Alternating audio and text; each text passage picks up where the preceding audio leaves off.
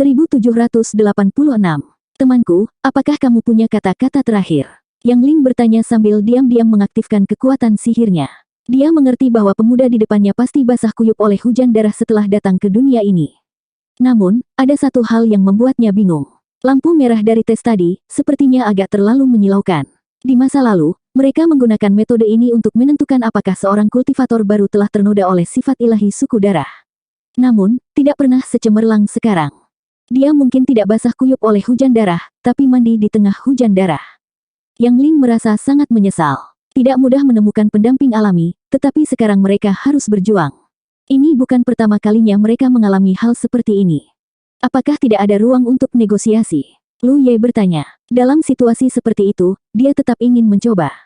Hu Dekuan, yang membawanya ke sini, menghela nafas. Adikku, izinkan aku menceritakan sebuah kisah padamu. Aku mendengarkan. Lu Ye mengangguk. Hu Dekuan berkata, awalnya, kriteria rekrutmen asosiasi jimat merah tidak begitu ketat. Selama itu adalah seseorang dari Gunung Innerhead atau seseorang yang memiliki cita-cita yang sama dengan kami bersedia menerimanya. Kami dulunya kuat untuk suatu jangka waktu tertentu. Namun, seiring berjalannya waktu, berbagai kejadian tak terduga terjadi secara internal. Banyak dari mereka yang tercemar oleh aura suci menjadi pengkhianat, termasuk mereka yang dikirim oleh Gunung Innerhead. Tahukah Anda alasannya? Sebelum Lu Ye sempat menjawab, Hu Dekuan memberikan jawabannya sendiri. Sumber daya yang dibawa dari dunia luar terbatas. Ketika sumber daya seseorang habis, energi yang dikonsumsi tidak dapat diisi ulang. Rasa sakit karena melemahnya kultivasi seseorang dari hari ke hari adalah sesuatu yang hanya sedikit orang yang bisa bertahan. Di bawah rasa sakit dan penyiksaan seperti itu, keyakinan teguh mereka di masa lalu mulai goyah. Bergabung dengan Gunung Fangchun adalah satu-satunya pilihan mereka. Meng Su, yang terdiam selama ini, berkata dengan hati yang sedih. Kami pernah dikhianati. Sekali digigit, 2 kali malu. Saudara Lu, ini bukan salahmu. Pada akhirnya, kami tidak berbuat cukup banyak. Petik 2. Yang Ling maju selangkah. Jadi meskipun kamu memiliki keluhan di hatimu, kami tidak bisa membiarkanmu pergi. Karena begitu kamu pergi, cepat atau lambat kamu akan bergabung dengan Gunung Darah Suci dan menjadi musuh kami. Lu Ye mengangguk. Dia mengerti apa yang mereka pikirkan. Dia tidak mencoba menjelaskan apapun karena dia tidak bisa menjelaskan situasi saat ini sama sekali. Terutama ketika Yang Ling dan yang lainnya memiliki prasangka. Dalam pandangan mereka, setiap kultivator yang ternoda oleh sifat ilahi bukanlah salah satu dari mereka. Ini adalah hukum besi yang tidak bisa dilanggar. Karena mereka tidak berada di pihak yang sama dan cepat atau lambat akan menjadi musuh, tentu saja mereka harus menyerang terlebih dahulu agar bisa unggul. Mereka tidak menyerang Xiang Yin dan yang lainnya karena mereka tidak lemah. Jika mereka sengaja mendatanginya, itu hanya akan memaksa mereka untuk bergabung dengan Saint Blood Peak lebih awal. Di sisi lain, Lu Ye telah mengambil inisiatif untuk mengantarkan dirinya ke pintu, jadi tidak mungkin dia bisa melepaskannya. Ucapkan kata-kata terakhirmu. Yang Ling berteriak keras. Jika suatu hari nanti kami bisa melarikan diri dari tempat ini, kami pasti akan melaporkan semua yang terjadi hari ini kepada Master Puncak Su. Pasti tidak akan ada satu kata pun yang bohong. Lu Ye meliriknya dan tersenyum. Aku percaya padamu. Saat dia berbicara, dia melepas cincin penyimpanan dan melemparkannya ke Yang Ling. Yang Ling tidak mengambilnya dan malah mengelak. Dia jelas takut seseorang akan merusak cincinnya. Lu Ye tidak keberatan dan hanya berkata, waktu akan membuktikan segalanya. Kuharap akan ada hari di mana aku bisa bertarung berdampingan dengan kalian semua. Yang Ling mengerutkan kening. Dia jelas merasa Lu Ye sedikit keras kepala. Saat dia hendak mengatakan sesuatu, kekuatan sihir Lu Ye tiba-tiba melonjak dan sebuah spirit rune dengan cepat terbentuk di bawah kakinya. Menyerang. Meng Su juga menyadari ada yang tidak beres dan langsung berteriak. Pada saat berikutnya, mereka bertiga menyerang bersama, kekuatan kekerasan mereka melonjak ke arah Lu Ye. Namun, sebelum serangan mereka sampai padanya, sosok Lu Ye tiba-tiba menghilang ke udara. Kekuatan sihir yang melonjak menjadi tenang. Yang Ling tampak bingung dan kemudian menoleh ke Meng Su. Metode macam apa ini? Meng Su mengerutkan kening. Sepertinya itu adalah formasi luar angkasa. Apakah dia sudah menyiapkan sesuatu di sini sebelumnya? Saat dia berbicara, dia melihat ke arah Hu Dekuan yang memimpin Lu Ye ke sini. Hu Dekuan tercengang. Aku tidak melihatnya melakukan apapun. Sambil menunggu Yang Ling dan Meng Su, dia tampak mengobrol santai dengan Lu Ye, namun nyatanya, dia diam-diam mengawasinya. Jika Lu Ye telah merencanakan sesuatu di sini sebelumnya, tidak mungkin dia tidak mengetahuinya. Saat berbicara, Hu Dekuan tiba-tiba teringat sesuatu. Sebelum saya bertemu dengannya, dia telah memasuki jebakan yang telah saya buat. Saya mengaktifkan arai spiritual dalam jebakan dari jauh, berpikir bahwa saya dapat membunuhnya, tetapi siapa sangka dia akan muncul di hadapanku dengan selamat. Meng Su segera mengerti. Dia punya teknik teleportasi. Selain itu, tidak ada penjelasan lain. Namun, bahkan mereka bertiga tidak dapat memahami misteri teknik teleportasi. Bisakah kamu mencari tahu kemana dia pergi? Yang Ling bertanya. Sudah terlambat. Hu Dekuan menggelengkan kepalanya. Dia tidak mungkin tetap berada di tempat yang sama. Aku khawatir dia sudah jauh. Yang Ling hanya bisa menghela nafas. Masalah hari ini belum selesai, dan mereka mungkin akan mempunyai musuh lain di masa depan. Meng Su menoleh dan melihat ke samping. Dia mengulurkan tangan dan mengambil cincin penyimpanan yang ditinggalkan oleh Lu Ye. Setelah pemeriksaan singkat, dia terkejut. Dia meninggalkan banyak giok spiritual. Ini tidak diragukan lagi ditinggalkan oleh Lu Ye setelah dia mendengar bahwa mereka kekurangan sumber daya. Hu Dekuan terdiam beberapa saat sebelum berkata, adik laki-laki ini sebenarnya orang baik. Bahkan ketika mereka berbalik bermusuhan dan ingin membunuhnya, Lu Ye tidak menunjukkan terlalu banyak emosi. Yang Ling bahkan tidak merasakan kebencian apapun dari Lu Ye. Yang Ling berkata dengan dingin. Hati seseorang berubah. Kamu pikir dia baik-baik saja sekarang, tetapi ketika sumber dayanya habis dan kultivasinya melemah di masa depan, kamu akan lihat apa yang dia pilih untuk lakukan. Hu Dekuan terdiam. Mereka pernah mengalami hal seperti itu sebelumnya, dan mereka bahkan bimbang karenanya. Ayo pergi. Sudah ada keributan di sini. Kita tidak bisa berlama-lama di sini. Yang Ling keluar sambil berbicara. 3.000 mil jauhnya, sosok Lu Ye melintas. Setelah melakukan kontak dengan Hu Dekuan dan yang lainnya, dia menyadari bahwa rencananya sebelumnya telah gagal. Dengan situasinya saat ini, Asosiasi Jimat Merah tidak mungkin menerimanya. Dia memahami kehati-hatian Hu Dekuan dan yang lainnya, dan dia juga setuju dengan ketegasan mereka. Karena jika dia berada di posisi mereka, dia akan melakukan hal yang sama. Namun, dia tidak punya cara untuk membuktikan bahwa dia berbeda dari anggota klan darah generasi pertama lainnya. Beberapa hal tidak dapat diungkapkan dengan kata-kata. Dia hanya bisa membuktikannya dengan tindakannya. Saat ini, dia tidak memiliki pemahaman yang komprehensif tentang dunia ini, jadi dia harus mencari seseorang untuk mempelajarinya lebih lanjut. Apalagi dia masih memiliki pertanyaan di hatinya yang ingin dia pecahkan. Di puncak Suer, puncak spiritual dengan nama yang elegan.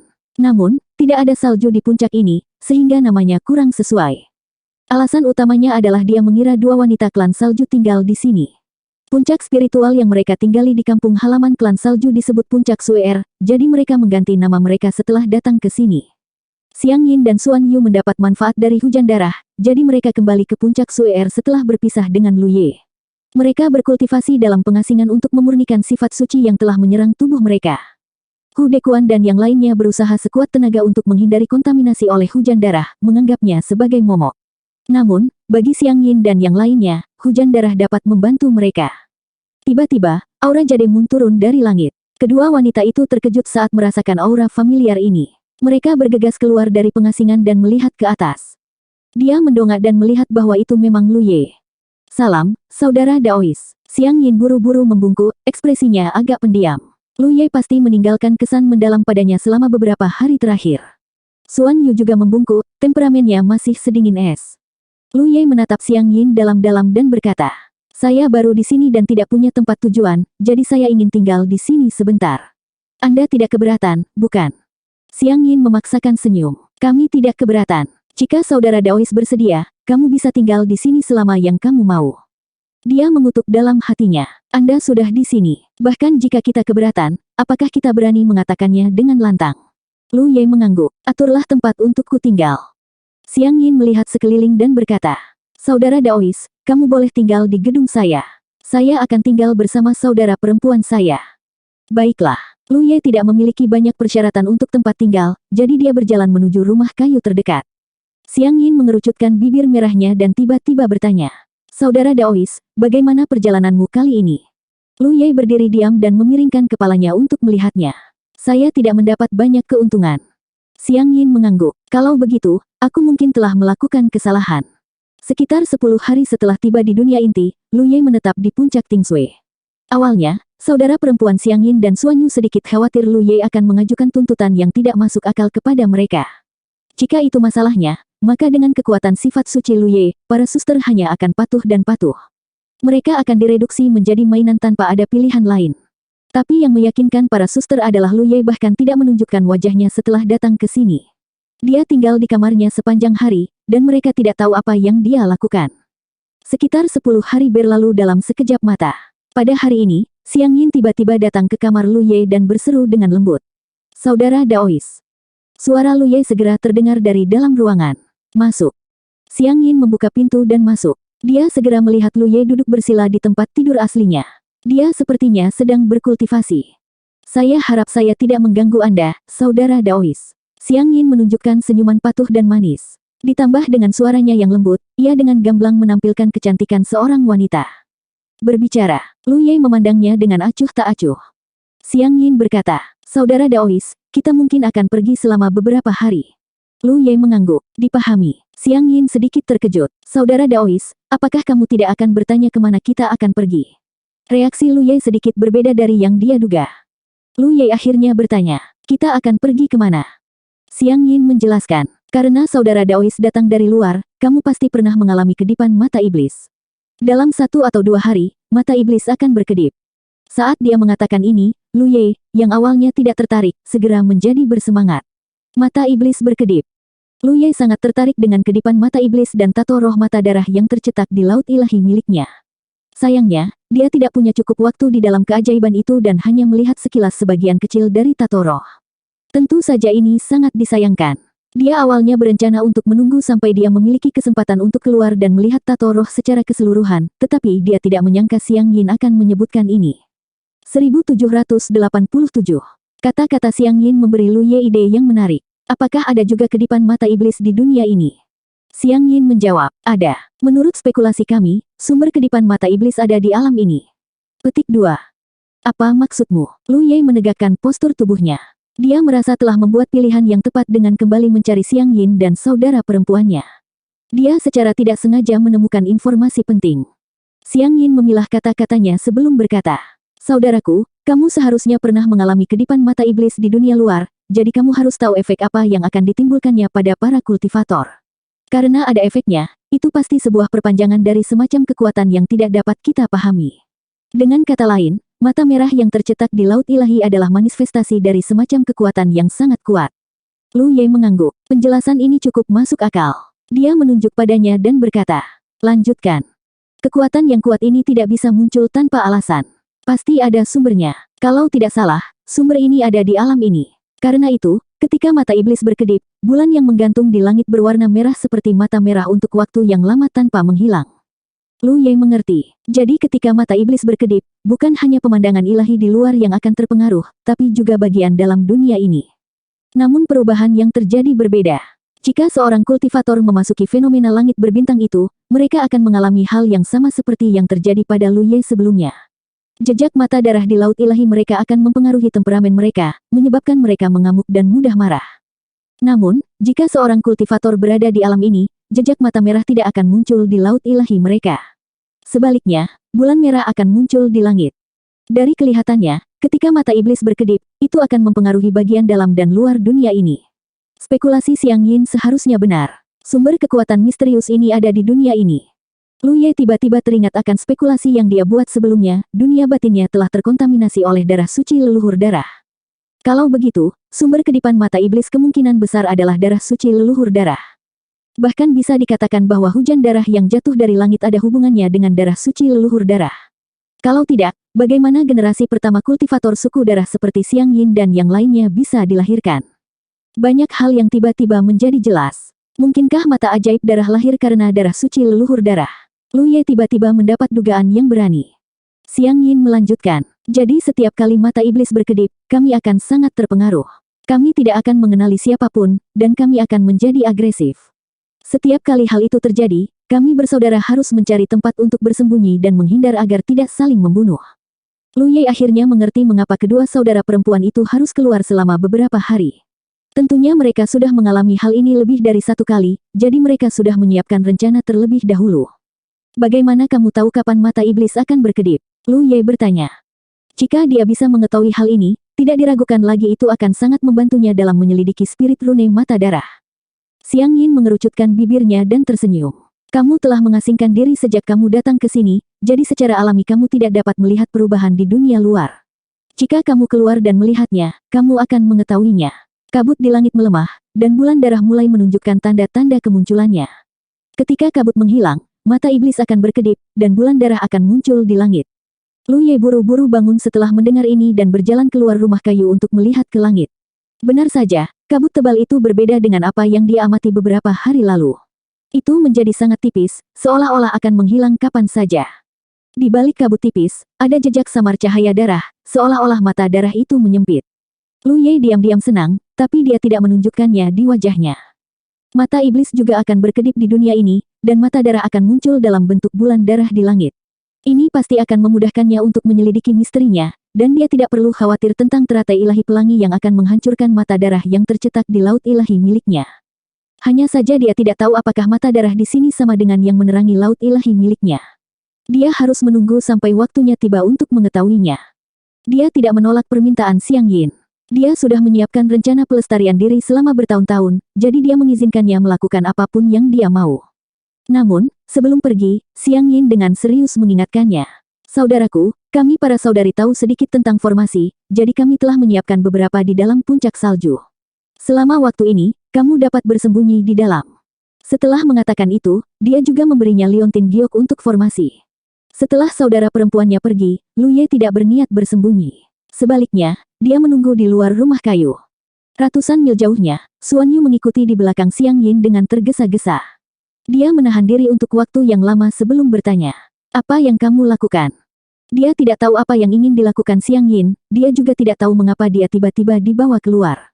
Sebelum pergi, Xiang Yin secara khusus menyuruhnya untuk tidak bertanya apapun dan hanya mendengarkannya. Karena percaya pada adiknya, Xuan Yu tidak banyak bertanya sampai sekarang. "Kak, jangan khawatir, kamu akan segera mengetahuinya." Xiang Yin meraih tangan Xuan Yu. Xuan Yu hendak berbicara ketika ekspresinya tiba-tiba membeku. Dia berbalik untuk melihat ke arah tertentu. Siapa ini? Di puncak salju, Lu Ye duduk di kursi dan menatap ke langit dengan antisipasi. Sehari setelah Xiang Yin dan saudara perempuannya pergi, lampu merah tua tiba-tiba meluas. Dalam sekejap mata, bulan darah muncul di langit, menerangi seluruh dunia dengan warna merah tua. Lu Ye segera mengaktifkan spirit rune wawasan di matanya dan fokus pada bulan darah. Tak lama kemudian, ekspresi kegembiraan muncul di wajahnya. Ini karena bulan darah ini tidak berbeda dengan mata darah yang tercetak di laut ilahi miliknya saat itu. Itu ditutupi dengan pola yang rumit. Itu adalah perwujudan dari spirit rune yang sangat mendalam. Dia buru-buru memusatkan perhatian padanya dan menghafal garis besar yin dan yang. Waktu berlalu dengan tenang saat dia membenamkan dirinya dalam pikirannya. Namun, yang membingungkan Lu Ye adalah kondisinya saat ini berbeda dari apa yang dijelaskan Xiang Yin. Itu juga berbeda dengan saat dia berada di dalam fenomena mata iblis. Ketika mata merah menyala di laut ilahi, temperamennya sangat terpengaruh. Hanya karena dia memiliki Soul Steading Bell dan Rainbow Divine Lotus maka dia tidak terpengaruh oleh perubahan emosinya yang tiba-tiba. Kalau tidak, dia akan menjadi haus darah dan kejam seperti anggota suku bersayap. Namun, saat ini belum ada tanda-tanda seperti itu. Sebaliknya, bermandikan cahaya bulan darah, dia merasa seolah-olah dia adalah seekor ikan yang kembali ke air. Dia bahkan merasa jika dia menggunakan seni rahasia suku darah pada kondisi ini, kekuatan mereka akan meningkat. Ini bukanlah ilusi, itu adalah perasaannya yang sebenarnya. Ini jelas bukan karena dia spesial. Ketika dia berada di dalam fenomena mata iblis, pengalamannya tidak berbeda dengan kultivator lainnya. Dia aman hanya karena dia memiliki metode perlawanan yang unik dan kuat. Sekarang dia berada di dunia ini, secara logika, dia seharusnya tidak berbeda dari kultivator lainnya. Dengan kata lain, jika apa yang dikatakan Xiang Yin benar, maka dia seharusnya merasakan perasaan yang sama seperti sebelumnya ketika bulan darah bersinar di langit. Namun kenyataannya, dia tidak melakukannya. Hanya ada satu penjelasan. Xiang Yin berbohong. Tampaknya setelah berpisah dari Hu Dekuan dan yang lainnya, dia memiliki jawaban atas pertanyaannya sebelum datang ke sini. Kenyataannya adalah dalam sekejap mata, para kultivator di dalam dan di luar fenomena itu terasa sangat berbeda. Di dunia inti, para kultivator seperti Xiang Yin dan yang lainnya yang tercemar dengan sifat ilahi akan mengalami peningkatan kekuatan ketika mereka mandi di bulan darah. Adapun Hu Dekuan dan yang lainnya yang tidak ternoda oleh sifat ilahi, Lu Ye tidak tahu bagaimana reaksi mereka karena dia tidak dapat mengetahuinya. Banyak pikiran terlintas di benaknya. Tiba-tiba, Lu Ye menoleh dan melihat ke arah tertentu. Ada fluktuasi kekuatan sihir yang ditekan datang dari arah itu. Itu sangat jauh darinya. Meskipun dia tidak tahu metode apa yang digunakan pihak lain untuk menyembunyikannya, fluktuasi kekuatan sihirnya terlalu kuat dan penyembunyiannya tidak cukup lengkap. Hanya karena dia berada di luar melihat bulan darah maka dia bisa merasakan fluktuasi kekuatan sihir. Jika dia benar-benar mendengarkan Xiang Yin dan memasuki barisan besar di dalam Snow Listening Peak, dia tidak akan bisa merasakannya. Kata-kata wanita ini lembut, dan senyumannya manis dan indah, tapi hatinya sangat kejam. Kuncinya adalah Lu Ye tidak tahu apa yang telah dia lakukan hingga memprovokasi dia. Setelah datang ke dunia ini, dia tidak memiliki konflik atau keluhan langsung dengan Xiang Yin. Bahkan bisa dikatakan dia tidak membunuh Xiang Yin. Fluktuasi kekuatan sihir di kejauhan tiba-tiba menjadi sangat dahsyat. Kekuatannya yang kuat bahkan sebanding dengan serangan Sunshine Realm. Namun, Lu Ye yakin bukan Sunshine Realm yang menyerang karena fluktuasi kekuatan sihir belum mencapai level itu pada awalnya. Selain itu, hanya ada satu Sunshine Realm di dunia ini, dan itu adalah surga berkobar di Gunung Darah Suci. Dia tidak akan datang ke tempat ini secara pribadi. Bukan Sunshine Realm yang melakukannya, tapi dalam waktu sesingkat itu, dia mampu memanggil kekuatan yang sebanding dengan Sunshine Realm. Orang yang menyerang telah mengaktifkan jimat merah. Terlebih lagi, orang yang menyerang memiliki tingkat pemahaman tertentu tentang dirinya, sehingga mereka memilih menyerang dari jarak jauh dan tidak berani bertemu langsung dengannya. Jika itu adalah seorang kultivator dari asosiasi jimat merah, mereka tidak akan melakukannya. Mereka memang ingin membunuhnya, tapi bukan berarti mereka tidak berani bertemu muka dengannya. Bagaimanapun, asosiasi jimat merah hanya memperlakukannya sebagai Jademun tingkat menengah. Tidak ada alasan bagi mereka untuk mengaktifkan sesuatu yang berharga seperti jimat merah untuk membunuhnya.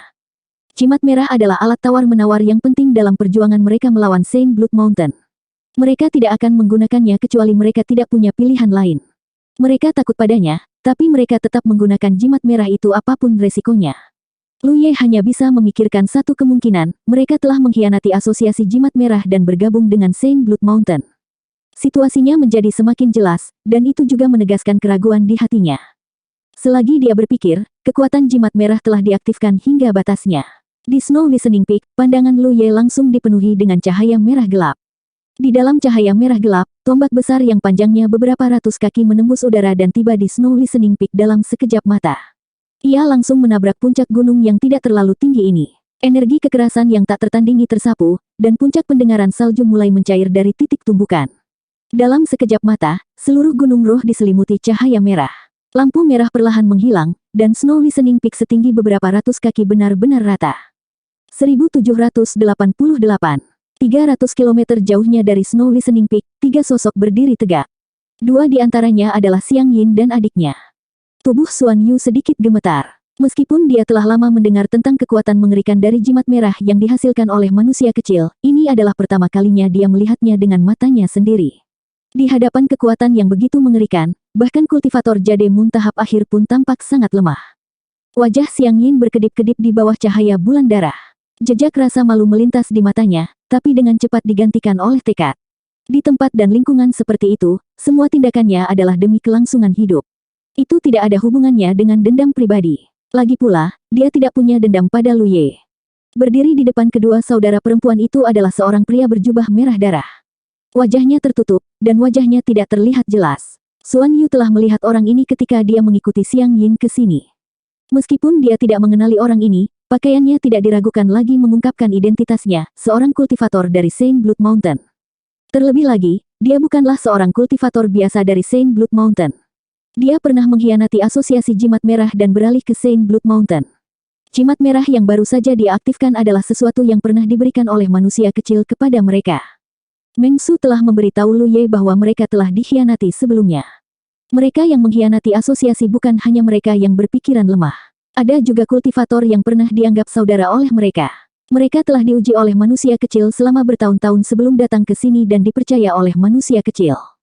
Hu Dekuan benar, sumber daya yang didatangkan dari luar terbatas. Ketika sumber daya seseorang habis, tidak ada cara untuk mengisi kembali energi yang telah dikeluarkan. Banyak orang tidak tahan melihat kultivasi mereka melemah dari hari ke hari. Satu-satunya tambang giok roh di dunia ini dikendalikan oleh Saint Blood Mountain. Jika mereka ingin mendapatkan sumber daya, mereka hanya bisa mengandalkannya. Justru karena pengalaman pahit bertahun-tahun inilah Hu Dekuan dan yang lainnya memutuskan untuk membunuh Lu Ye setelah mengetahui bahwa dia telah dinodai oleh darah suci. Ada alasan historis mengenai hal ini. Kamu melakukannya dengan baik. Ikuti aku kembali ke gunung. Penguasa suci akan memberimu hadiah, kata kultivator berjubah merah itu perlahan. Auranya sangat lemah. Meskipun dia adalah seorang kultivator jade moon tahap akhir, mengaktifkan jimat merah dengan seluruh kekuatannya menghabiskan banyak energi. Apalagi jimat merah ini telah dipelihara di tubuhnya selama hampir 1000 tahun. Namun, untuk membunuh Lu Ye dalam satu serangan, dia tidak berani menahan diri. Menurut informasi Xiang Yin, serta informasi yang ia peroleh dari dua kultivator bebas di dekatnya, pendatang baru ini memiliki sifat suci yang mengerikan. Itu adalah level yang bahkan para sage suci tidak bisa capai. Justru karena inilah yang Mulia Langit Berkobar mengeluarkan biaya untuk mengirimnya menangani masalah ini menggunakan jimat merah. Kalau tidak, bagaimana senjata strategis seperti jimat merah bisa digunakan dengan mudah? Jika bukan karena Blazing Heaven mewaspadai sifat ilahi pihak lain, bukankah lebih aman baginya untuk mengambil tindakan secara pribadi? Sekarang seluruh puncak Snowir telah rata dengan tanah, semua kultivator realem giok bulan pertengahan yang terperangkap di sana telah mati. Terima kasih, Saudara Tao. Terima kasih, Tuan. Xiang Yin mengerucutkan bibir merahnya yang kering. Dia tidak terlihat terlalu senang. Saya perlu pulih untuk sementara waktu. Jaga saya, perintah kultivator berjubah merah, lalu duduk bersila. Namun, pada saat itu, dia tiba-tiba merasakan sesuatu. Dia menoleh dan melihat sesosok tubuh dengan santai terbang ke arahnya dari arah itu. Sosok itu tampak asing. Itu adalah seorang pria muda dengan pedang panjang tergantung di pinggangnya. Jelas sekali bahwa dia adalah seorang kultivator senjata. Fluktuasi kekuatan sihirnya juga tidak terlalu kuat. Dia hanya seorang kultivator jade moon realem tingkat menengah. Di dunia ini, seorang kultivator jade moon realem tingkat menengah bukanlah apa-apa. Lagi pula, ada banyak kultivator jade moon realem tahap akhir di tempat terkutuk ini. Kultivator berjubah merah itu sedikit terkejut. Dia tidak tahu siapa pendatang baru ini. Namun, Xiang Yin yang berada di sampingnya berteriak ketakutan. Suaranya dipenuhi rasa tidak percaya dan takut. Kemudian, kultivator berjubah merah itu mendengar Xiang Yin berteriak dengan mendesak. Kakak, lari. Saat kekuatan sihirnya berfluktuasi, jubah Xiang Yin dan saudara perempuannya berkibar tertiup angin. Mereka melarikan diri ke kejauhan seolah-olah mereka bertemu monster yang mengerikan. Sayangnya, mereka tidak dapat melarikan diri. Beberapa sungai darah yang terbentuk dari darah berharga menyapu dari segala arah. Saat sosok Lu Ye mendekat, mereka mengepung tempat itu. Xiang Yin masih ingin melawan, namun sungai darah tiba-tiba membengkak dan menyatu menjadi satu, membentuk bola darah besar yang mengelilingi seluruh area dengan rapat. Bagian tengah bola darah itu tidak berdarah. Wajah Xiang Yin dan adiknya juga tidak berdarah. Setelah menyadari bahwa mereka tidak dapat melarikan diri, kedua saudara perempuan itu tidak punya pilihan selain mendarat. Mereka memandang Lu Ye, yang berdiri tidak jauh dari situ, dengan ngeri. Tubuh Xiang Yin bergetar. Dia mengepalkan tangannya begitu erat hingga buku-buku jarinya memutih. Dia tidak dapat memahami bagaimana Lu Ye, yang hanya seorang kultivator alam giok bulan tingkat menengah, berhasil melarikan diri dari kekuatan jimat merah. Terlebih lagi, dari kelihatannya, dia tidak terpengaruh oleh kekuatan jimat merah. Kultivator berjubah merah tidak tahu siapa Lu Ye, tetapi setelah melihat reaksi Xiang Yin dan saudara perempuannya, dia langsung menebak. Melihat Lu Ye, yang berdiri tidak jauh dari sana, sedikit rasa malu melintas di mata kultivator berjubah merah itu. Awalnya, dia bisa saja berdiri di sisi yang sama dengan Lu Ye dan memanggilnya saudara. Sayangnya, mereka bertemu dengan cara yang sangat buruk. Kamu berasal dari sekte mana? Dia bertanya, sedikit ketenangan muncul di wajahnya. Jika sifat ilahi pendatang baru ini sama menakutkannya dengan yang dia kira, bahkan jika kultivasinya sedikit lebih tinggi dari Lu Ye, dia akan tetap menjadi ikan di talenan. Tidak ada gunanya menolak. Belum lagi, dia telah menghabiskan banyak energi dan kekuatannya telah berkurang drastis. Selama bertahun-tahun, dia hidup dalam kesakitan. Karena pengkhianatannya, dia tidak punya pilihan selain mati. Mungkin itu semacam melegakan. Timur, Lu Ye menjawab dengan santai. Kultivator berjubah merah itu mengangguk sedikit. Saya dari selatan. Rekan Dao saya adalah. Lu Ye mengangkat tangan untuk menghentikannya. Jangan katakan apapun. Aku tidak akan memberitahu siapapun tentangmu. Kultivator berjubah merah itu tertegun sejenak sebelum dia berkata dengan lega. Bagus. Begitu dia selesai berbicara, kekuatan sihir yang tersisa di tubuhnya berdengung dan cahaya ungu muncul dari tubuhnya. Benar saja, dia masih tidak mau mati seperti ini. Jika dia bisa menghadapi kematian dengan tenang, dia tidak akan memilih untuk bergabung dengan Saint Blood Mountain bertahun-tahun yang lalu. Dia sudah menggunakan jimat merah, tapi dia masih memiliki jimat ungu. Setelah bertahun-tahun dipelihara, kekuatan jimat ungu tidak sekuat jimat merah, namun tetap tidak bisa dianggap remeh. Selama dia bisa mengaktifkan kekuatan jimat ungu, dia akan mampu menyelesaikan krisis di hadapannya. Saat dia mengaktifkan jimat ungu itu, dia berteriak, "Serang bersama." Kata-kata ini tidak diragukan lagi harus didengar oleh saudara perempuan Xiang Yin. Namun, saat suaranya turun, dunia tiba-tiba berdengung. Pada saat yang sama, tubuh kultivator berjubah merah menyusut seolah-olah dia membawa bintang di punggungnya. Kekuatan sihirnya mengalami stagnasi. Belum lagi dia sekarang menjadi anak panah di akhir penerbangannya, bahkan jika dia berada di puncaknya, di bawah tekanan yang begitu menakutkan, dia bahkan tidak akan bisa menggunakan 30% dari kekuatannya. Mata kultivator berjubah merah itu melebar. Sulit membayangkan bagaimana seseorang di dunia ini bisa memiliki sifat surgawi yang begitu menakutkan. Dibandingkan dengan sifat ilahi Blazing Heaven, itu seperti kunang-kunang yang bersaing dengan bulan yang cerah. Dia telah mengetahui hal ini dari Xiang Yin sebelumnya dan bahkan secara pribadi bertanya kepada dua kultivator di dekatnya. Namun, apa yang dia dengar dan alami secara pribadi adalah dua hal yang sangat berbeda. Beberapa hal tidak dapat dibayangkan tanpa mengalaminya secara pribadi. Penglihatannya menjadi gelap. Saat dia melihat ke atas lagi, Lu Ye sudah berada di depannya. Dengan kilatan pedangnya, pandangan kultivator berjubah merah itu terbalik dan kemudian perlahan menjadi gelap. Lu Ye mengibaskan darah di pedangnya dan mendorong tubuh tanpa kepala kultivator berjubah merah itu. Dia tanpa ekspresi menatap saudara perempuan Xiang Yin. Wajah Xiang Yin pucat pasi dan matanya redup. Xuan Yu tidak lebih baik. Kedua saudara perempuan itu tahu bahwa hari ini adalah hari yang buruk. Dalam hal kultivasi, kedua saudara perempuan itu lebih kuat dari Lu Ye. Namun, penindasan terhadap sifat ilahi ras darah sangatlah tidak masuk akal. Mereka sudah mengalaminya sekali. Sekarang Lu Ye telah membunuh kultivator berjubah merah, mereka bahkan tidak memiliki sedikit pun pemikiran untuk melawan. Untungnya, Lu Ye tidak langsung membunuh mereka.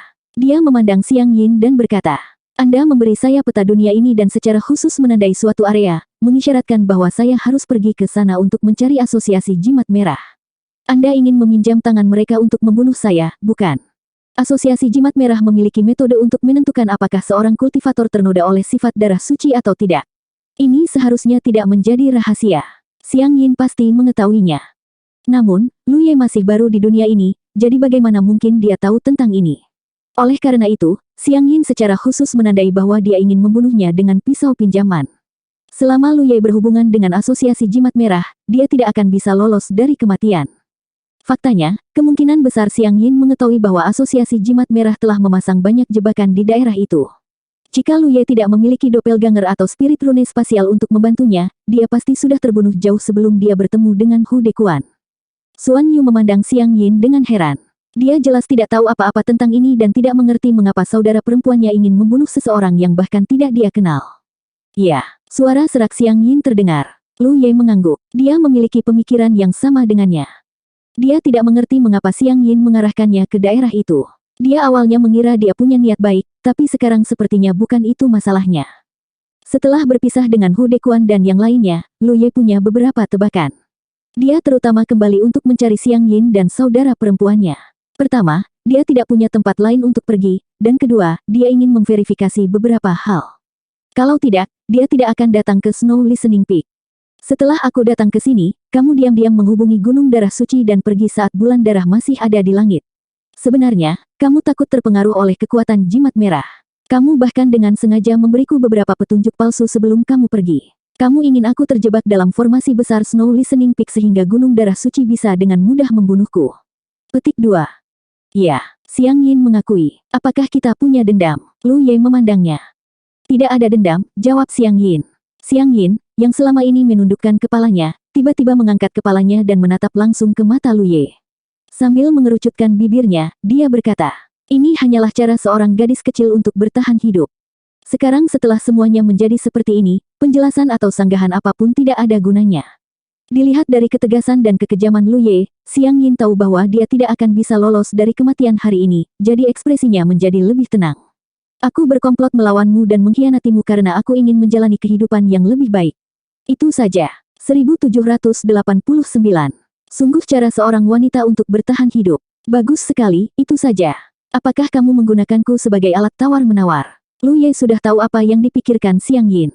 Xiang Yin tersenyum pahit. Kamu baru saja tiba di sini, jadi kamu tidak tahu betapa sulitnya bertahan hidup di tempat terkutuk ini.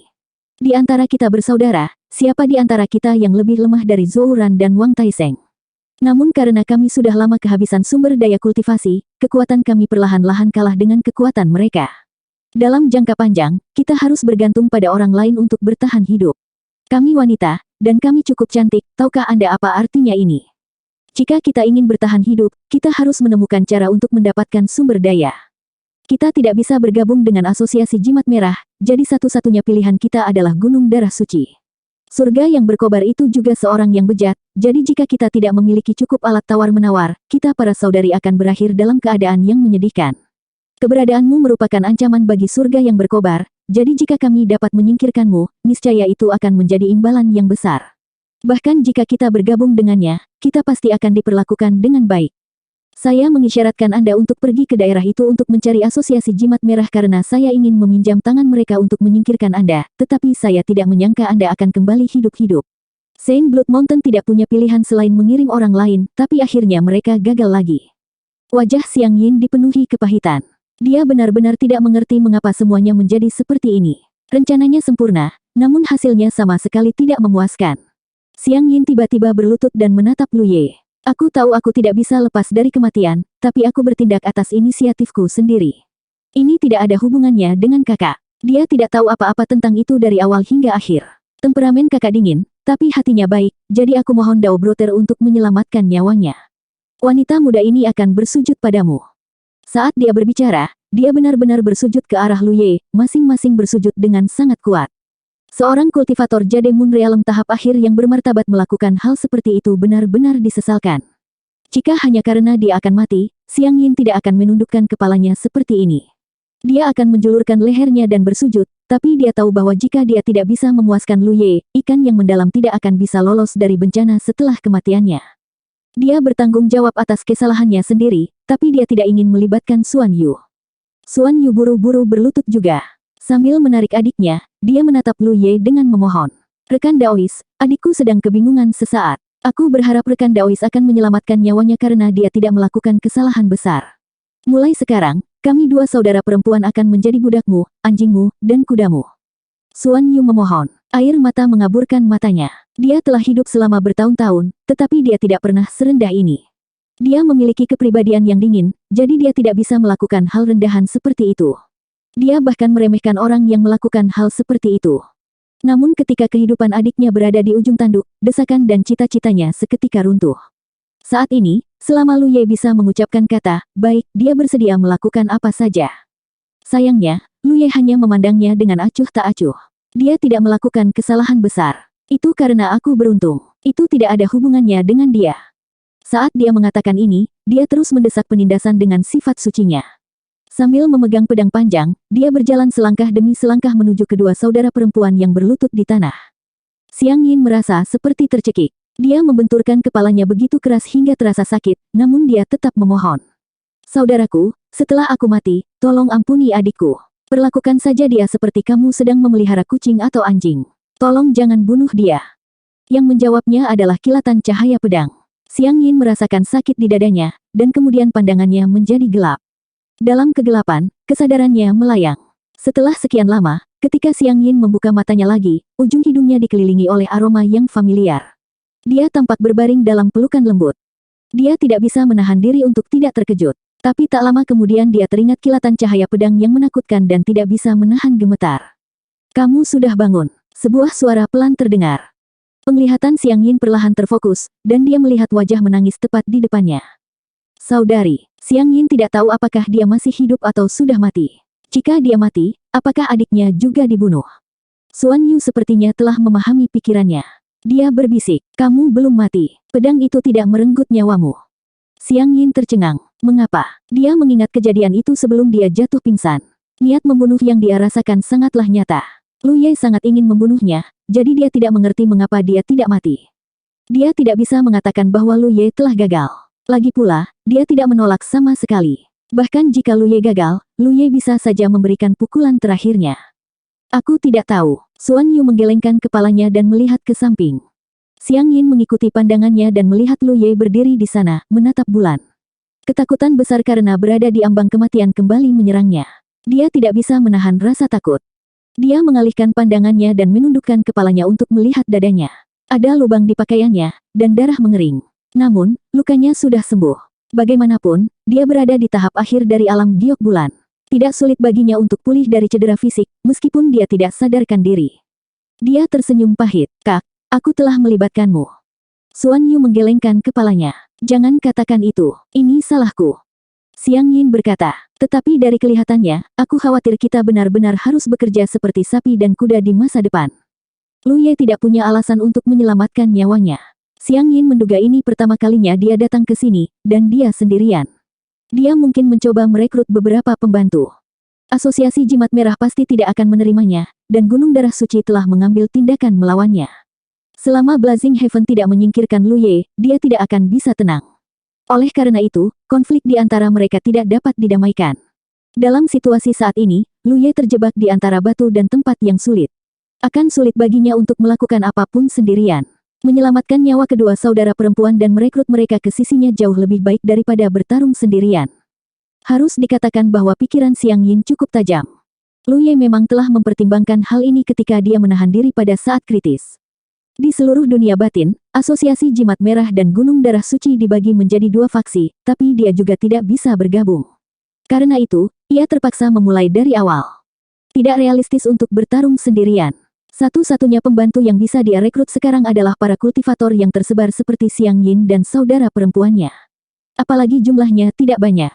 Xiang Yin sedikit pintar dan orang yang berguna. Apalagi dia cukup kuat. Yang terpenting, Xiang Yin dengan tenang menerima serangan pastinya tanpa ada niat untuk melawan. Apalagi tidak ada permusuhan pribadi di antara mereka. Tindakan Xiang Yin memang dipaksakan oleh keadaan. Dia ingin bertahan hidup lebih baik di sini. Inilah alasan sebenarnya mengapa Lu Ye menyelamatkan nyawanya di saat-saat terakhir. Bulan darah perlahan menghilang. Lu Ye menghela nafas dan memejamkan mata untuk memahami berbagai visualisasi yang baru saja dibuatnya. Dia tidak perlu khawatir tentang Rainbow Divine Lotus yang merusaknya. Dia telah memperoleh banyak hal kali ini, tetapi jalan masih panjang sebelum dia dapat sepenuhnya melihat melalui Blood Eye Spirit Rune. Tidak perlu terburu-buru, akan ada lebih banyak peluang di masa depan. Dia berjalan ke samping dan duduk di atas batu besar, memikirkan rencana selanjutnya. Dia pasti akan memulai dari awal dan menargetkan Gunung Darah Suci. Mungkin dia bisa mencoba menghubungi Asosiasi Jimat Merah lagi di masa depan dan bergabung dengan mereka. Ada beberapa hal yang tidak bisa dipercaya hanya dengan kata-kata. Tindakan tentu saja akan efektif. Begitu dia mulai menargetkan Gunung Darah Suci, Asosiasi Jimat Merah pasti akan menerima berita tersebut. Pada saat itu, terlepas dari apakah Asosiasi Jimat Merah mempercayainya atau tidak, mereka akan menjadi sekutu alami. Yang paling penting, dia harus menemukan cara untuk mencari tahu mengapa segel di dunia ini akan dibuka setelah Asosiasi Jimat Merah dan Gunung Darah Suci ditentukan. Ini terkait dengan melarikan diri dari dunia ini. Itu adalah hal yang paling penting. Saat dia tenggelam dalam pikirannya, dia mendengar suara gemerisik. Dia mendongak dan melihat Xiang Yin merangkak. Xuan Yu mencoba menariknya beberapa kali tetapi gagal. Ekspresinya sedih dan sedih. Lu Ye memandangnya tanpa ekspresi. Namun, harus diakuinya sosok Xiang Yin sangat mempesona. Ada godaan yang aneh ketika dia merangkak dengan posisi seperti itu. Apalagi saat kepalanya setengah terangkat. Tidak diketahui apakah itu karena rasa malu atau terhina, tapi rona merah di wajahnya dan kulit putih di lehernya membentuk kontras yang tajam. Konflik visualnya sangat intens. Sesaat kemudian, Xiang Yin merangkak ke kaki Lu Ye. Dia duduk tegak dan menundukkan kepalanya. Lu Ye memandangnya dengan acuh tak acuh. Apa maksudmu? Xiang Yin berkata dengan suara rendah. Xiang Yin bersedia menjadi kucing atau anjingmu. Terima kasih karena tidak membunuhku. Untuk menyelamatkan nyawa adiknya, dia sebelumnya mengatakan hal serupa. Dia hanya ingin Lu Ye membesarkan Xuan Yu seperti kucing atau anjing. Sekarang setelah dia mengatakan ini, jelas dia ingin menggantikan Xuan Yu dengan tubuhnya. Tindakannya merangkak berlutut juga menunjukkan ketulusannya. Lu Ye memahami pikirannya. Dia tidak merasa kasihan padanya. Xiang Yin telah memilih untuk sampai pada titik ini. Dia tidak bisa menyalahkan orang lain. Wanita ini memiliki temperamen yang baik. Dia bisa bangkit dan jatuh dengan anggun. Jika digunakan dengan baik, dia pasti berguna. Namun, jika digunakan dengan buruk, ada risiko dia mengkhianati tuannya. Lu Ye khususnya tidak bisa menunjukkan sisi lemahnya di hadapannya. Dia percaya bahwa selama dia punya kesempatan, dia pasti akan membalas penghinaan hari ini 10 kali lipat atau bahkan 100 kali lipat. Apakah aku bilang aku tidak akan membunuhmu? Lu Ye bertanya. Xiang Yin mengangkat kepalanya karena terkejut. Tapi sebelumnya, tanganku gemetar. Jika aku ingin kamu mati, aku bisa membunuhmu lagi kapan saja. Xiang Yin jelas tidak mempercayai kata-katanya. Apa yang dia maksud dengan tangannya yang gemetar? Itu sepenuhnya salah. Namun, dia benar-benar tidak mengerti apa yang dipikirkan Lu Ye. Dia hanya bisa bertanya, lalu apa yang harus saya lakukan untuk memuaskan Anda? Ketika dia menanyakan hal ini, dia sengaja atau tidak sengaja mengungkapkan sedikit rasa malu.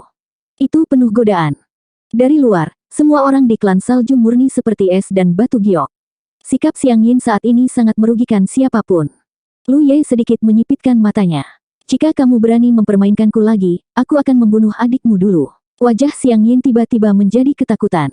Ia segera duduk tegak dan dengan patuh berkata, aku tidak akan berani. Mohon maafkan aku, Kak. Lu Ye memandangnya sebentar, hatinya gelisah. Setelah sekian lama, dia mendengar suara Lu Ye. Jika kamu ingin hidup, itu sederhana. Sempurnakan benda ini. 1790. Lu Ye telah menyelamatkan nyawa Xiang Yin karena dua alasan. Pertama, dia perlu merekrut beberapa bawahan. Xiang Yin kuat dan cukup pintar, jadi dia adalah kandidat yang sempurna. Terlebih lagi, jika dia benar-benar membunuh Xiang Yin, dia harus membunuh Xuan Yu juga. Kedua, dia punya cara untuk mengendalikan Xiang Yin. Tentu saja, dia ingin dia memurnikan darahnya yang berharga dan mengubahnya menjadi prajurit darah. Begitu dia menjadi prajurit darahnya, dia tidak perlu lagi khawatir tentang Xiang Yin yang mengkhianatinya. Pada saat itu, dia akan setia padanya seperti Mas Sangxi. Saat setetes darah muncul di ujung jari Lu Ye, langsung menarik perhatian Xiang Yin dan Xuan Yu. Kedua wanita itu merasakan daya tarik yang kuat dari setetes darah berharga ini terhadap mereka. Itu adalah keinginan naluriah, tapi di saat yang sama, mereka bisa merasakan bahaya mengerikan yang terkandung di dalam darah berharga itu. Apa ini? Xuan Yu bertanya. Dia belum pernah melihat darah yang berharga sebelumnya. Jika Jademun adalah anggota sejati suku darah, dia pasti tidak akan menanyakan pertanyaan kekanak-kanakan seperti itu. Setiap anggota sejati suku darah yang telah mencapai level Jademun akan dapat mengetahui kebenaran tentang darah berharga melalui saluran yang berbeda. Namun, pada akhirnya mereka bukanlah ras darah sejati. Mereka hanyalah ras darah generasi pertama yang diciptakan oleh lingkungan khusus dunia inti. Pemahaman mereka tentang ras darah didasarkan pada perkembangan garis keturunan mereka sendiri yang terus-menerus. Oleh karena itu, pemahaman mereka tentang ras darah sangat berat sebelah dan terfragmentasi. Tapi tidak peduli apa itu, Xuan Yu menyadari bahwa itu tidak mudah untuk disempurnakan. Itu pasti metode yang digunakan Lu Ye untuk mengendalikan adiknya. Yang lebih mengejutkannya adalah setetes darah ini mengandung aura suci yang sangat kuat. Aura suci ini bahkan lebih kuat dibandingkan saat mereka menggunakan teknik rahasia ras darah mereka. Saat dia masih bingung, ekspresi Xiang Yin tiba-tiba menjadi tegas. Dia bergerak maju sambil mempertahankan posisi berlututnya, membuka mulut kecilnya, dan menghisap jari Lu Ye. Tindakannya yang tiba-tiba mengejutkan Lu Ye. Kemudian, dia merasakan lidah yang lembut dan harum melingkari ujung jarinya beberapa kali. Itu gatal. Lu Ye mendongak dan menatap mata Xiang Yin. Dia bisa melihat tekad dalam diri mereka. Dia adalah wanita yang cerdas. Dia tahu bahwa dia tidak bisa menolaknya tidak peduli apa yang dia katakan, jadi sebaiknya dia mempertahankan pendiriannya. Namun sesaat berikutnya, ekspresi Xiang Yin berubah. Lu Ye menarik jarinya, bangkit dan pergi ke arah Xuan Yu. Dia meraih lengannya dan berkata, ayo pergi. Dia mengaktifkan kekuatan sihirnya dan terbang ke kejauhan. Xuan Yu tidak berani menolak. Dia menoleh ke arah Xiang Yin dan berteriak, kakak. Satu-satunya respons yang dia terima adalah jeritan mengerikan Xiang Yin saat bola cahaya kemasan menyilaukan langsung menyelimuti area di sekitarnya. Beberapa saat kemudian, Lu Ye mendarat di gunung yang jaraknya 100 mil dari Xiang Yin. Dia menoleh ke belakang, tetapi sosok Xiang Yin tidak terlihat. Yang ada hanyalah lautan darah yang mengambang. Cahaya keemasan bersinar di lautan darah, dan teriakan Xiang Yin terus berlanjut. Di dalam lautan darah, kekuatan sihirnya berfluktuasi. Meskipun Xuan Yu tidak tahu apa yang sedang terjadi, dia tahu adiknya berada dalam situasi yang buruk. Dia memandang Lu Ye dengan gugup dan bertanya, apa yang terjadi dengan Xiang Yin? Lu Ye tidak mau menjawab pada awalnya, tapi dia menganggap jika Xiang Yin berhasil memurnikan darah harta karun, kedua saudara perempuan itu harus bekerja untuknya di masa depan. Dia menjelaskan, biasanya, jika seorang anggota suku darah ingin memperoleh kesucian, mereka harus memurnikan darah suci. Yang disebut darah suci seharusnya adalah darah yang ditinggalkan oleh leluhur darah setelah kematiannya. Jika anggota suku darah berhasil memurnikannya, mereka dapat menyebut diri mereka sebagai penguasa suci. Penguasa suci memiliki status yang sangat tinggi di suku darah, jauh melebihi anggota suku darah biasa. Ini karena kesucian mereka dapat menekan anggota suku darah biasa, dan batas atas pertumbuhan mereka juga lebih tinggi. Namun, proses pemurnian darah suci sangatlah berbahaya, dan ada kemungkinan kematian kapan saja. Petik 2.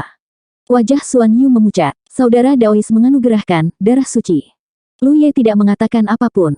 Darahnya yang berharga tidak berbeda dengan darah orang suci. Tidak salah jika menyebutnya sebagai darah suci. Saat itu, Proses pemurnian darah berharga yang dilakukan Mas Sangsi juga sangat berbahaya. Bisa atau tidaknya Xiang Yin lulus ujian ini bergantung pada keberuntungannya sendiri. Namun, Lu Ye memiliki firasat samar bahwa Xiang Yin tidak akan mati begitu saja. Setetes darah harta karun ini mungkin memberinya banyak manfaat. Lu Ye duduk bersila dan memikirkan kembali keuntungannya dari mengamati bulan merah. Xuan Yu berdiri tidak jauh di depannya. Matanya dengan cemas menatap ratusan kilometer jauhnya. Tangan rampingnya terkepal begitu erat hingga kuku jarinya menembus dagingnya. Setelah beberapa saat, dia sepertinya telah mengambil keputusan dan terbang kembali ke lautan darah. Lu Ye membuka matanya dan memandang dengan takjub saat sosok seputih saljunya mengalir ke lautan darah. Meskipun dia bisa menghentikannya, Lu Ye tidak melakukannya. Ini adalah keputusan Xuan Yu sendiri. Jika dia mencoba menghentikannya, itu hanya akan membuatnya marah.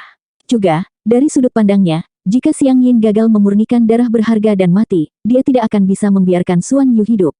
Karena itu masalahnya, bukanlah pilihan yang buruk untuk membiarkan kedua saudara perempuan itu hidup dan mati bersama. Setelah Xuan Yu juga bergegas ke lautan darah, bukan hanya Xiang Yin yang berteriak kesakitan. Waktu berlalu, jeritan kedua saudara perempuan itu berangsur-angsur mereda, dan cahaya keemasan di lautan darah menghilang. Lautan darah juga perlahan tertutup. Ketika Lu Ye bergegas kembali, dia melihat kedua saudara perempuan itu berpelukan, pakaian mereka acak-acakan dan tubuh mereka basah oleh keringat. Mereka terlihat sangat sedih, terutama Xuan Yu. Wajahnya penuh ketakutan. Jelas sekali bahwa dia memiliki pengalaman yang sangat buruk dalam memurnikan darah harta karun. Di sisi lain, meski kondisi Xiang Yin kurang baik, namun matanya sangat cerah, seolah pintu menuju dunia baru telah terbuka. Dia meringkuk di pelukan adiknya dan menatap Lu Ye yang turun dari langit. Sambil terengah-engah, dia bertanya, "Apakah masih ada lagi?" Lu Ye menatapnya tanpa ekspresi untuk beberapa saat, lalu berkata dengan acuh tak acuh. "Itu tergantung penampilanmu di masa depan." Di tebing penjara hitam, itu adalah tempat kediaman Gua Iblis Zhouran berada. Pertempuran besar pun terjadi, dan kedua belah pihak yang bertempur adalah Zhouran dan Xiang Yin. Dua sosok bersembunyi di lautan darah, membuat orang lain sulit melihat situasi dengan jelas. Namun, menilai dari teriakan jengkel Zhouran, dia tidak diragukan lagi berada dalam posisi yang dirugikan.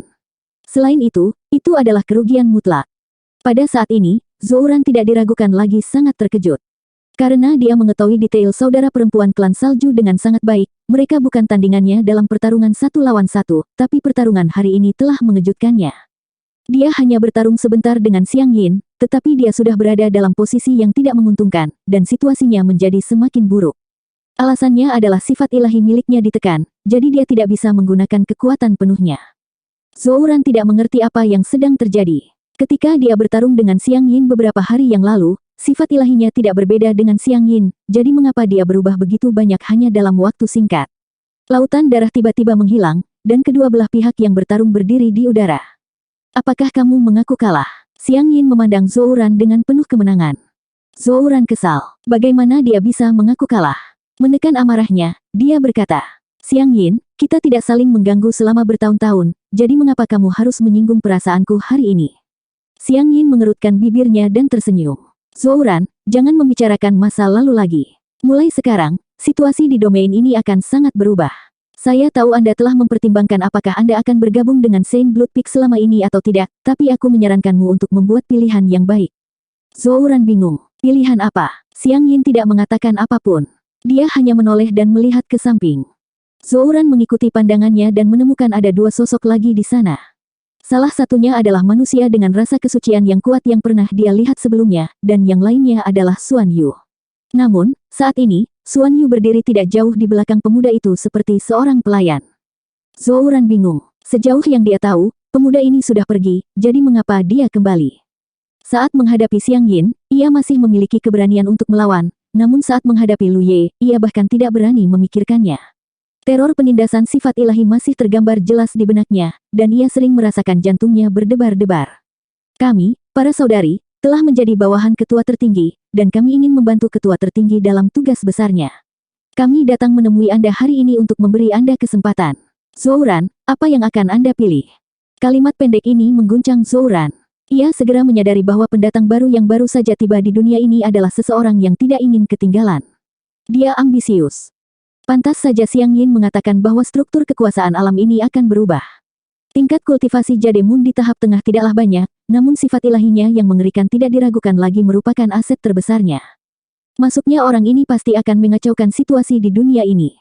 Pikiran Zouran berubah, dan dia tersenyum pahit. Apakah aku punya pilihan? Jika dia mengatakan satu kata, tidak, dia akan segera ditindas sampai mati. Dia menghela nafas dalam hati. Dia telah bertahan selama beberapa ratus tahun, namun pada akhirnya, dia tetap tidak bisa berdiri sendiri. Namun, dia siap secara mental untuk bergantung pada orang lain. Seperti yang dikatakan Xiang Yin, dia telah mempertimbangkan apakah akan mengandalkan gunung darah suci atau tidak. Hanya dengan mengandalkan gunung darah suci dia bisa mendapatkan spirit jade untuk mempertahankan kultivasinya. Sekarang, bahkan sebelum dia bisa pergi ke gunung darah suci, dia akan dibawa secara paksa. Dia melihat ke arah Lu Ye dan menangkupkan tinjunya. Zouran memberi salam pada ketua tertinggi. Lu Ye mengangguk sedikit. Xiang Yin memandang Zouran sambil tersenyum. Mampu melayani ketua tertinggi adalah hal baik yang bahkan tidak dapat diimpikan oleh orang lain. Tahukah Anda mengapa sifat ilahi saya meningkat pesat akhir-akhir ini? Jantung Zouran berdetak kencang. Mungkinkah dia sudah lama memikirkan hal ini? Sifat ilahi setiap orang meningkat dengan mandi di hujan darah atau memakan tumbuhan roh yang disiram oleh hujan darah. Jadi, meskipun beberapa orang sudah lama berada di dunia ini, perbedaan di antara mereka tidak terlalu besar. Lagi pula, mandi di hujan darah tidak membawa banyak kemajuan. Itu hanya semacam akumulasi. Sifat ilahi Xiang Yin telah meningkat pesat, yang jelas tidak normal. Dikombinasikan dengan apa yang baru saja dia katakan dan penindasan mengerikan yang ditunjukkan Lu Ye, Zouran tidak bisa tidak memikirkan sesuatu. Xiang Yin sengaja membuatnya bingung. Itu tergantung penampilanmu. Zouran segera menyatakan. Karena aku telah menjadi bawahan ketua tertinggi, Zouran akan melakukan apapun untukmu. Xiang Yin melanjutkan. Biarkan aku memberitahumu satu hal lagi. Kemarin, Gunung Darah Suci mengirim Jade Moon tahap akhir dengan jimat merah untuk membunuh ketua tertinggi. Pada akhirnya, ketua tertinggi membunuhnya.